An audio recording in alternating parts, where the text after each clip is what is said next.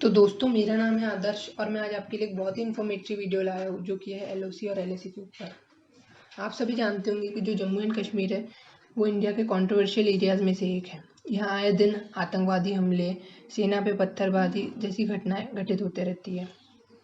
तो चलिए जानते हैं क्या है एलओसी और एलएसी। तो पहले अपन बात कर लेते हैं एलओसी की। एलओसी का फुल फॉर्म है लाइन ऑफ कंट्रोल और ये पाकिस्तान साइड आता है। एंड जो एलएसी का फुल फॉर्म है वो है लाइन ऑफ एक्चुअल कंट्रोल, जो कि चाइना साइड है। तो आप सभी जैसे कि मैप में देख पा रहे होंगे कि जो लेफ्ट साइड में सर्कल्ड पार्ट है वो है पाकिस्तान ऑक्यूपाइड कश्मीर, मीन्स जो पाकिस्तान के द्वारा कश्मीर ऑक्यूपाइड है। और जो राइट साइड में सर्कल्ड पार्ट है वो चाइना के द्वारा ऑक्यूपाइड कश्मीर है। अब आप सभी जानना चाहते होंगे कि ये पार्ट कश्मीर के इन दोनों देशों को कैसे मिले।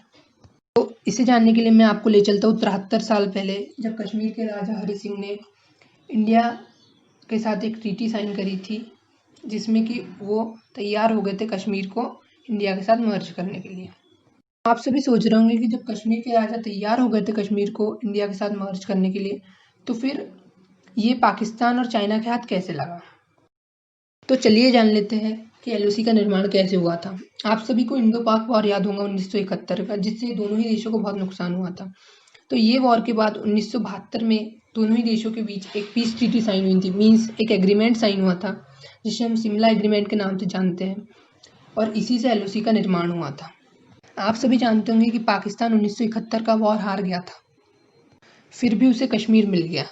तो ये उस समय की इंडियन गवर्नमेंट की नाकामी थी कि वो अपने देश के हिस्से को नहीं बचा पाए। तो चलिए देख लेते हैं कि एलएसी का निर्माण कैसे हुआ था। जो 1962 का इंडो चाइना वॉर हुआ था उसमें जो है इंडिया चाइना से हार गया था। तो इसी को देखते हुए जो चाइना ने है कश्मीर का कुछ पार्ट अपने हिस्से में ले लिया, जिसे आज हम अक्साई चीन के नाम से जानते हैं, और ये अब जो है पूरा चाइना के अंडर में।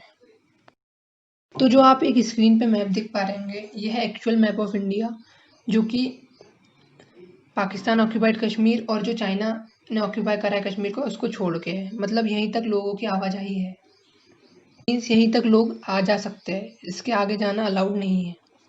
और जो आप एक्चुअल मैप देखते हैं इंडिया का वो इससे बहुत ही अलग है।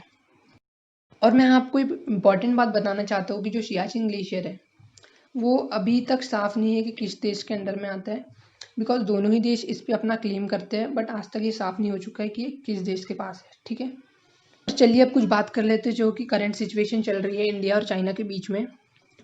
आप सभी जानते होंगे कि कुछ दिनों से इंडिया और चाइना के बीच में कुछ टेंशन क्रिएट हो रहे हैं सीमा पे।